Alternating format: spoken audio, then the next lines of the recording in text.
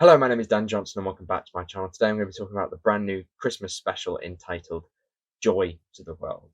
I have to say, from the trailers that came out previously, I was a bit like, oh, this isn't really enthralling me as much as I think it should be.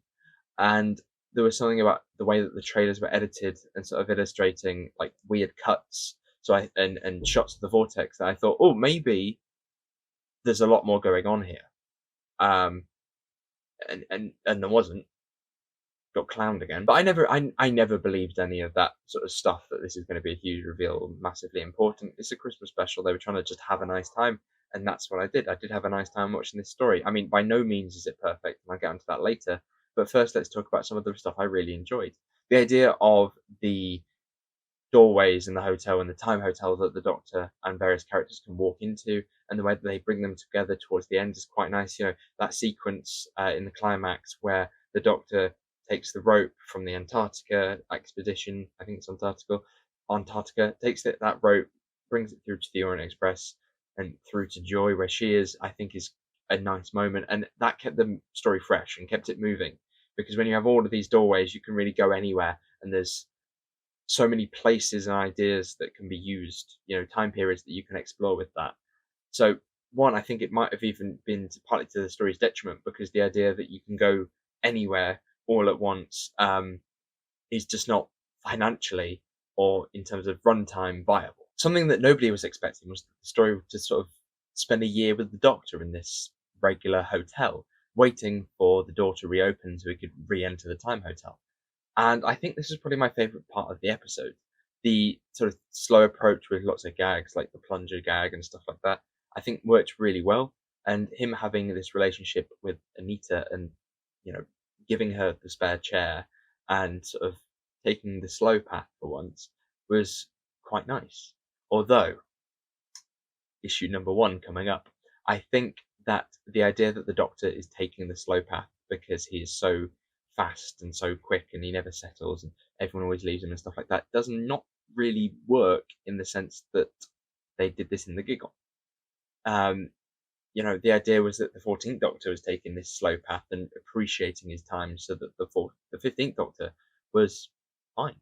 And I don't feel like the trauma that this Doctor has had really justified him to be like this for a year. I think that it kind of put them on the back foot straight away with this Doctor, because where do you really take him if he's supposed to be this? Well, I'm cured now. I'm fine. Every issue that I've had, everything like that, I've put to rest.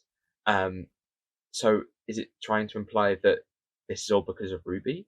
This idea that everyone leaves the Doctor, and it kind of felt very heavy-handed to be like, you need to believe this bit now. You need to believe that the Doctor is so incredibly upset by Ruby leaving that nobody else will want to be there for him anymore. It just doesn't seem to really sit well with me. And in our real world timeline, it was only last December that the Doctor had this time to reflect, and to sort of be the happiest he's ever been. So why are we kind of retreading that again? But at the same time, I'm sitting there going, we should really get back to the time hotel now. This is what the story is about. This is about Joy. And I think that kind of put Joy on the back foot a little bit, because by the time we get back to the time hotel, we've got about 20 minutes or so left of the episode. And I think that did hinder her character a little bit as well, because it felt like she had a setup and a payoff, but I don't know much about her other than this, what she like as a person. With other companions, like one-off companions, they've had this time with the Doctor where we spend the full episode with them. We see what they like, what they dislike, their moral character, stuff like this. And I don't feel like we got that with Joy, because she was either possessed for some of it or not present. As we get towards the end of the episode, we are supposed to have this deep relationship with Joy, and I'm afraid it doesn't quite land. It's like the story sort of begging you to cry. I think that's kind of what I feel with most of this story, to be honest, is that those emotional beats that should hit hard do not hit hard as they think they do, or they hit hard because of real life experiences in the real world and COVID, etc., but not actually within the story. So it comes off as slightly cheap. And so that's it. Thank you very much for watching. Hopefully you enjoyed this video. If you did, make sure you give it a like, subscribe. If you're new, let me know down in the comments what you think about Joy to the World. And of course, my Christmas special, I must plug it. I did a review, an analysis on the end of time and why it doesn't always work for me and if it stood the test of time. So you can check that video out now.